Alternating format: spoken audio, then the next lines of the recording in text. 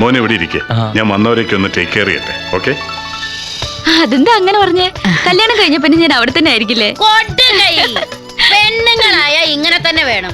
എല്ലാവരും എത്തി. ഓ അത് ശരി. സാർ ഈ തടിവെട്ടുകാരൻ അല്ലേ, വെടിക്കെട്ടുകാരൻ കാരണം ഹരീഷിന്റെ ഏട്ടനാ.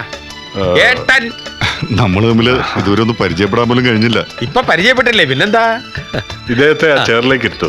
ഞാൻ ഈ ഫ്രണ്ട്സിനെയൊക്കെ ഒന്ന്. ഓക്കെ, ആ കാണുന്ന കസേരല്ലേ. അതെ, എനിക്ക് സേഡിച്ചോടൊന്ന് സോറി പറയണം. എന്തിന്? ഞാൻ അദ്ദേഹത്തോട് തെറ്റ് ചെയ്തിട്ടുണ്ട്. ആ ദേഷ്യം അദ്ദേഹത്തിന് ഉണ്ടെങ്കിലോ? എന്ത് മണ്ടത്തരയി പറയുന്നത്? അദ്ദേഹത്തിന്റെ മനസ്സിൽ ദേഷ്യം ഉണ്ടായിരുന്ന ഈ വിവാഹത്തിന് സമ്മതിക്കുമായിരുന്നോ? ഇരിക്കേ. ഒരു മിനിറ്റ്.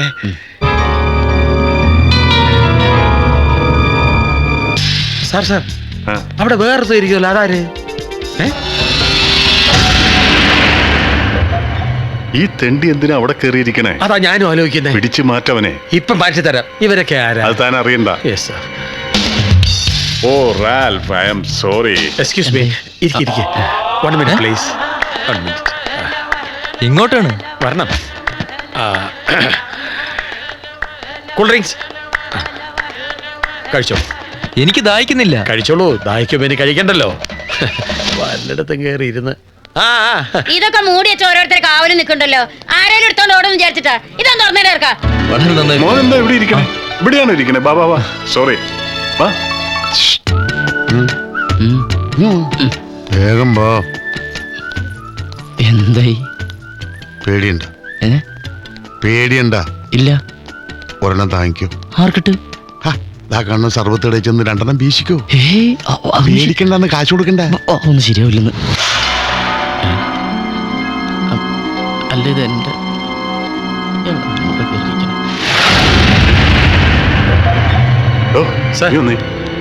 എടോ, അവനെ അവിടുന്ന് മാറ്റാൻ പറഞ്ഞിട്ട് അവൻ അവിടെ തന്നെ ഇരിക്കുവാണല്ലോ. ഞാൻ ഈ കണാപ്പനെ മാറ്റിയിരുത്തിയതാ. കല്യാണ വീടായിപ്പോയി. അല്ലെ ഞാൻ ചവിട്ടി ഇറക്കിയനെ. എന്തോ അലമ്പുണ്ടാക്കാൻ വന്നിരിക്കുക. അതെ. എടോ, തന്ത്രപരമായിട്ട് അവനെ അവിടുന്ന് മാറ്റ്. സാറിന്റെ പണി നോക്കിയോ, ഇക്കാര്യം ഞാൻ ഡീൽ ചെയ്ത് തരാം.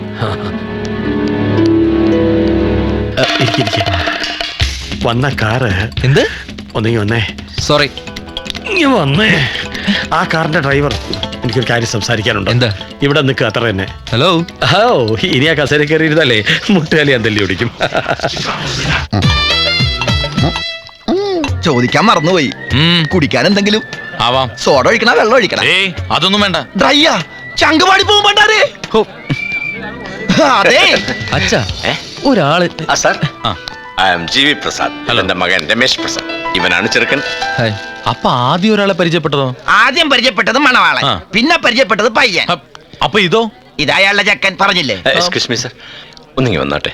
ഞാനും ചോദിച്ചോട്ടെ, നമ്മൾ ആരാ മനസ്സിലായില്ല? ഞാൻ പയ്യന്റെ ബന്ധുക്കാരൻ.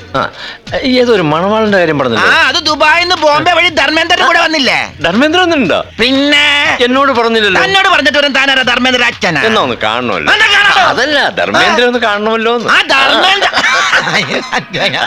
ധർമ്മോ, ഇതാണ് ധർമ്മേന്ദ്ര. മേരാനാം നിങ്ങളുടെ ദോസ്ത്. താനെന്താ മനുഷ്യനെ കളിയാക്ക? ധർമ്മേന്ദ്രയെ കണ്ടാ മനസ്സിലാക്കാൻ കാഴ്ചയുള്ള കണ്ണെനിക്കുണ്ട്. ഇത് നല്ല കൂത്ത്. ഇയാള് പറയണ താൻ ധർമ്മേന്ദ്ര അല്ലെന്ന്. അപ്പൊ താൻ കള്ളപ്പന്നിയാണോ ബോംബെന്ന് വന്നത്? ഏത് കള്ളപ്പന്നിയാണാ പറഞ്ഞത്? കള്ളപ്പന്നി അല്ല, നീ വെള്ളപ്പന്നി. നീ ധാരാവി ധാരാവി കേട്ടിട്ടുണ്ടോ? ഞാൻ പോട്ടേന്ന്.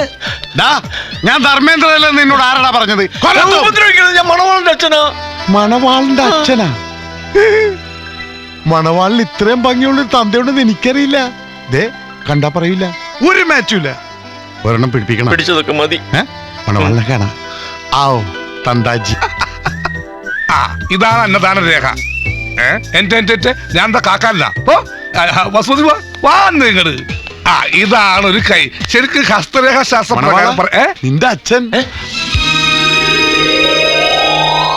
അച്ഛൻ? ഇയാളെന്റെ അച്ഛനാണെന്ന് ആരാ പറഞ്ഞേ? ഇയാള് പറഞ്ഞു. ഒടുവിൽ കുറ്റസമ്മതം നടത്തി അല്ലേ? ഇത് ഞാൻ എന്റെ അമ്മ കൊടുത്ത വാക്കാ. എന്നെങ്കിലും എന്റെ അച്ഛനെ കാണുമ്പോൾ ഈ കരണം തല്ലി പൊളിക്കുമെന്ന്. എന്താ എന്റെ അമ്മയെ ഗർഭിണിയാക്കിട്ട് കടന്നു കളഞ്ഞ ദുഷ്ടനാണ് ഇയാൾ. എന്നിട്ടിപ്പോൾ വന്നിരിക്കുന്നു അച്ഛനാണെന്ന് പറഞ്ഞ്.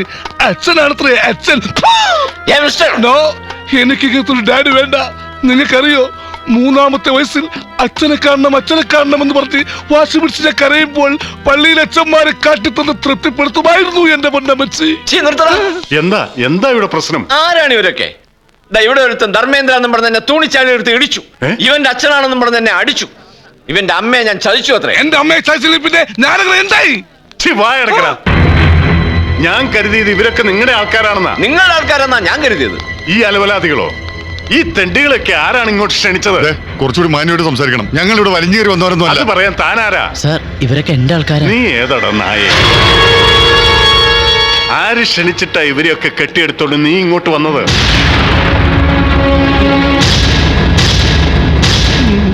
പറയടാ, എന്താ നിന്റെ ഉദ്ദേശം? സാറേ എന്റെ പൊന്ന് സാറേ, അങ്ങയുടെ മകള് സ്നേഹിച്ച ഈ ഹരീഷിനെ കൊണ്ട് അവളുടെ വിവാഹം നടത്തണമെന്ന് സാറ് പറഞ്ഞനുസരിച്ച് ഞാനല്ലേ പോയി കല്യാണം ഉറപ്പിച്ചത്.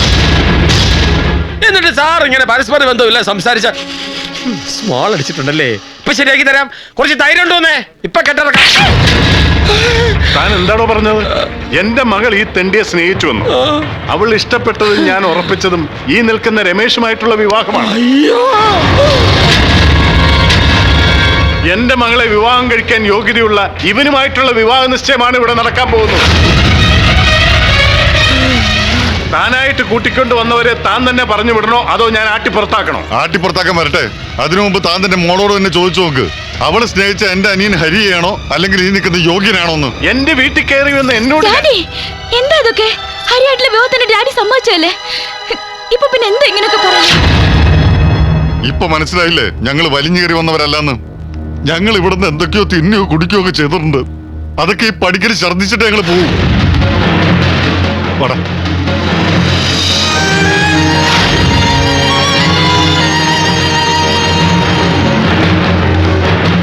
എടോ, പണമുണ്ടായിട്ട് കാര്യമില്ല, അന്തസ് വേണം.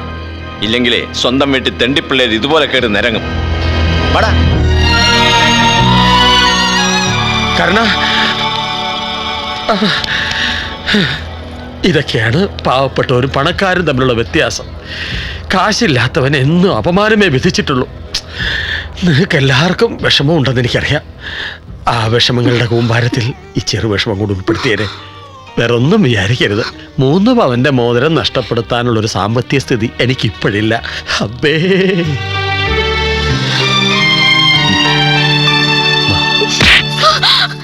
ഇനിയൊരു അക്ഷരം മിണ്ടിപ്പോവരുത്. നിന്റെ ഈ ആഗ്രഹം നടക്കില്ല. ഞാൻ ഒരിക്കലും സമ്മതിക്കില്ല. മുടങ്ങിയ നിശ്ചയമായതുകൊണ്ട് ഞാൻ ക്ഷമിച്ചു, പുറത്തു. കല്യാണമായിരുന്നെങ്കിൽ ഈ മണവാളിനൊരു കൊലയാളിയായി മാറുമായിരുന്നു. എന്താ നിന്റെ പ്ലാൻ? എടാ ചോദിച്ചത് കേട്ടില്ലേ? പ്ലാൻ ആ പെണ്ണിന്റെ കാര്യത്തിലാണോ? എന്റെ കാശിന്റെ കാര്യത്തിൽ. കാശിന്റെ കാര്യത്തിലാണെങ്കിൽ എന്റെ ബ്രെയിൻസിൽ കുറെ ബുദ്ധികൾ ഉദിച്ചു വരുന്നുണ്ട്. വേണ്ട. ഇത്തിരിയെങ്കിലും ബുദ്ധി ഉണ്ടായിരുന്നെങ്കിൽ ഇവന് കാശ് കൊടുക്കുമായിരുന്നു. അങ്ങനെയാണെങ്കിൽ തനിക്ക് ബ്രെയിനേ ഇല്ല. അല്ലെങ്കിൽ ഇയാള് വിളിച്ചപ്പോ താൻ ബോംബെന്ന് വണ്ടി എടുത്ത് വരേണ്ട വല്ല കാര്യമുണ്ടോ? ചുപ്രഹോ കുത്ത്. ഞാൻ എന്ത് ക്ഷമിക്കും, പക്ഷെ എന്റെ ബ്രെയിനിൽ തൊട്ട് കളിക്കരുത്. സംസാ ഇല്ലാത്ത സാധനത്തിൽ തൊട്ട് കളിച്ച ഈ അനുപം കേറ് ഒരു പണ്ടാറ. ധർമ്മേന്ദ്ര, ബി ഹരീന്ദ്ര, ഒരു മിനിറ്റ്. നിന്റെ ജ്യേഷ്ഠൻ കേൾക്കണ്ടെന്ന് കരുതിയ ഇങ്ങോട്ടേക്ക് മാറി നിന്നത് രഹസ്യമാ. നമ്മൾ 4 പേരല്ലാതെ മൂന്നാമതൊരാൾ ഇതറിയരുത്. ആലോചിക്കും മിസ്റ്റർ ഹരി, നീ വിളിച്ചാൽ അവൾ ഇറങ്ങി വരുമോ? വരും, പക്ഷേ ഞാൻ വിളിക്കില്ല. അതൊന്നും പറഞ്ഞാൽ പറ്റില്ല. നീ വിളിക്കുന്നു, അവൾ വരുന്നു, നിങ്ങൾ 2 പേരും കൂടി നല്ലൊരു ഹോട്ടൽ റൂമിൽ മുറിയെടുക്കുന്നു. അവളോട് കടം ചോദിക്കാനാ? കടം ചോദിക്കാൻ ആരെങ്കിലും ഹോട്ടൽ റൂമിൽ മുറിയെടുക്കോ? സോറി, ഭക്ഷണം കഴിക്കാനല്ലേ. ഹോട്ടൽ മുറിയിൽ ഇപ്പോൾ നിങ്ങൾ 2 പേരും മാത്രം. ഒരു 5 മിനിറ്റ് ഇമകെട്ടാതെ ഒരു പുഞ്ചിരി സമ്മാനിച്ച് അവളുടെ കണ്ണുകളിലേക്ക് നോക്കി നിൽക്കുന്നു. ഇങ്ങനെ. അതെ, നിങ്ങളിങ്ങനെ നടക്കാത്ത കാര്യത്തെ പിന്നെ ഡിസ്കസ് ചെയ്തുകൊണ്ടിരുന്നത് ഞാനങ്ങ് പോകും മുംബൈക്ക്. ഈ ധാരാവി എന്ന് കേട്ടിട്ടുണ്ടോ? അവിടുത്തെ അധോലോക രാജാക്കന്മാർക്ക് ഞാൻ വെറും 50,000 രൂപ വീശും. പിന്നെ എന്റെ 35,000 രൂപ പുഷ്പം പോലെ അവർ വാങ്ങിത്തരും. എന്റെ വണ്ടി പെട്രോൾ അടിക്കാൻ കാശില്ലാത്തത് നിന്റെയൊക്കെ ഭാഗ്യം. സംശു